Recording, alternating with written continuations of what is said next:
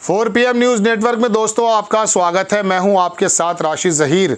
उत्तर प्रदेश की बातें बहुत सुनते हैं आप। मायावती ने 16 जगह ऐसे कैंडिडेट खड़े कर दिए जिसकी वजह से भारतीय जनता पार्टी के कैंडिडेट जीत गए। तो क्या मायावती चुनाव ना लड़ें? 3-3, 4-4 बार की मुख्यमंत्री महिला, दलित समाज जिसके पास ज़बरदस्त है, पता भी चल गया 44% वोट तो अब भी बहुजन समाज का उन्हीं को मिला है, वो घर बैठ जाएं, आपको जीतने दें। ऐसा नहीं हो सकता। लेकिन इसमें एक बात है, वो बात यह है कि मायावती लड़ना चाहिए। शेर में इसलिए पढ़ता हूं कि अगर मायावती इस प्रकार से इलेक्शन लड़ जाती जैसे शुरुआत के पहले और दूसरे चरण में, भारतीय जनता पार्टी को सीधा सीधा फ़ायदा पहुंचाने की नीयत से जो आरोप उन पर लगता है वो अगर काम ना करती तो उत्तर प्रदेश में भारतीय जनता पार्टी की सीटें 10 या 12, 15 रह जाती।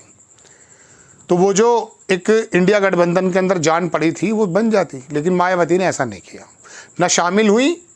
और फिर तो कैंडिडेट बाद में चौथे, 5वें, 7वें चरण में तो सारे मुसलमान ही उतार दिए। लगभग 9 जगह लड़े तो 6 मुस्लिम, मगर मुसलमान बड़ा समझदार था, इस बार का वोट ही नहीं दिया उनको। वो नाराज़ भी हो गई, बोली आइंदा इन्हें वोट इन्हें टिकट जरा सोच समझ के देना पड़ेगा, ये हमें पहचान नहीं रहे। पहचान ही तो गए जब भी तो वोट नहीं दिया। आपको महाराष्ट्र लेकर चलना चाहता हूँ। 3 नेताओं के नाम मैं लिया करता था आपके सामने, प्रकाश आंबेडकर, नीतीश कुमार और मायावती। प्रकाश आंबेडकर ने भी नया काम करके दिखाया है। जब राहुल गांधी की यात्रा ख़त्म हुई मुंबई के अंदर, उसी वक्त जब वो बंदा बयान दे रहा था तो मैं समझ गया था कि इस आदमी के मन में खोट है। लोगों का भी ऐसे कहना था।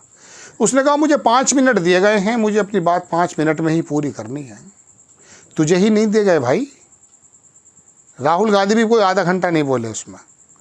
जितना जितना दल था उतना ही टाइम मिलता है।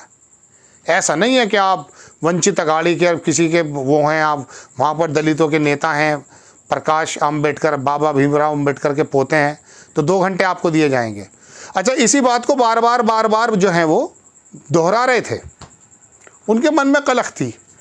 तो मुझे समझ गया था, मैंने उस वक्त देखिए 4 PM पे प्रोग्राम भी है, मैं कह गया था कि ये बंदा ज़िंदगी में आएगा नहीं, फिलहाल इस इलेक्शन में आएगा नहीं इंडिया गठबंधन के साथ। वही हुआ, लेकिन अब उन्हें नुकसान पहुंचाया है।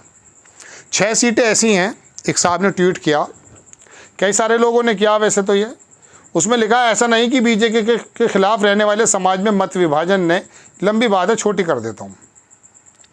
इसमें क्या हुआ है कि इन्होंने 6 सीटों पर जो चुनाव लड़ा है, इसमें 5 तो शिवसेना के ठाकरे वाली के हार गए, 1 पे कांग्रेस हार गई। अब आप देखें कितनी कम वोटों से वो हारे हैं। आप देखें अकोला हालांकि देखिए ये लड़ते हैं अच्छा इलेक्शन, इनका अधिकार है लड़ने का, प्रकाश आंबेडकर का। यहाँ 4,16,000 मिली थी, बीजेपी को 4,57,000 मिल गई। और ये वंचित जो अघाड़ी है, जो भी इनकी पार्टी है, ये इसको मिली 2,76,000। तो यहाँ तो इनको लड़ना बनता है। 2.25 लाख सीटें।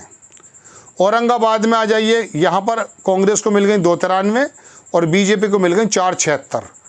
और AIMIM चूँकि यहीं पर इसका बंदा था तो 3,41,480 यहाँ पर MIM को मिल गई। ये भी मुझे कोई दिक्कत नहीं। बाकी की सीट देखिए आप, ये है बुलदाना, 3,20,000 कांग्रेस को मिली, सिर्फ 349 बीजेपी को मिली।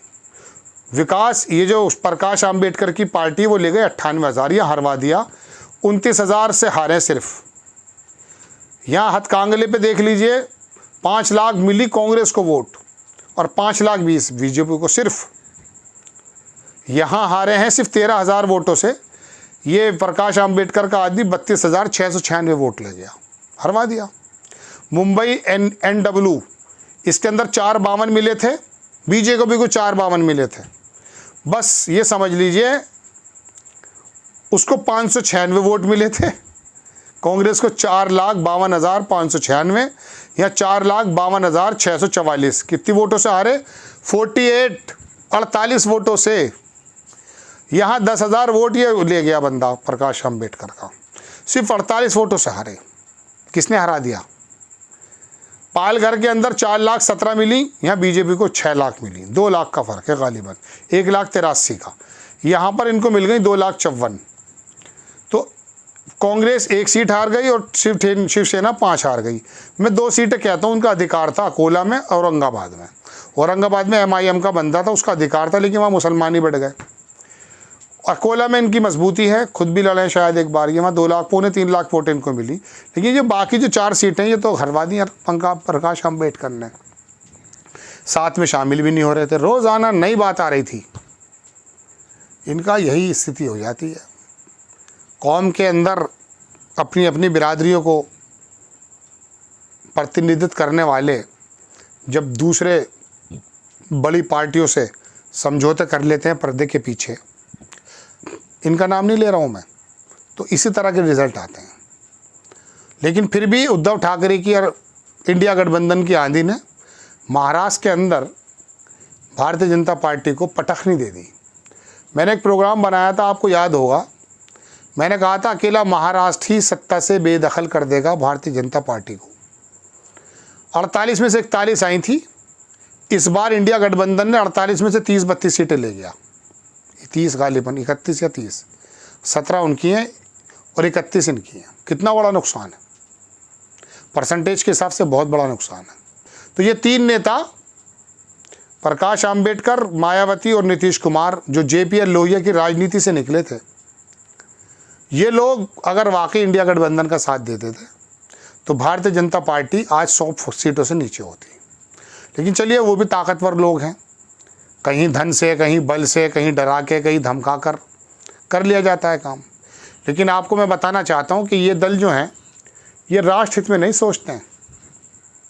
राहुल गांधी हर जगह कंपैरिजन कर रहा है, जबकि देश की सबसे बड़ी पार्टी वो था, अब तो भारतीय जनता पार्टी है। अखिलेश यादव के सामने 17 दे दी, 17 ले ली। बिहार में जो दे दिया ले लिया। मध्य प्रदेश पूरा लड़े, हार गए, बात अलग है। गुजरात पूरा लड़े, हार गए। पंजाब में अच्छा हुआ।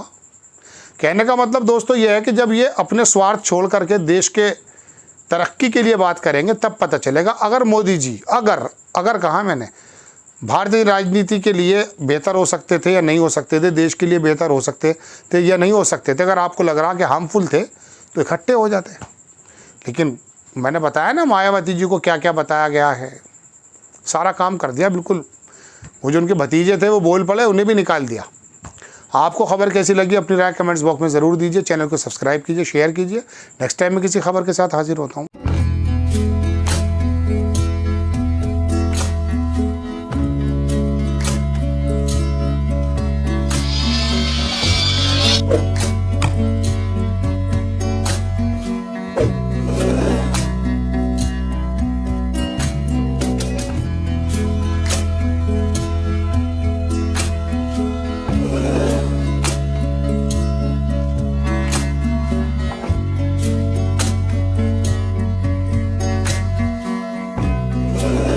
Thank you.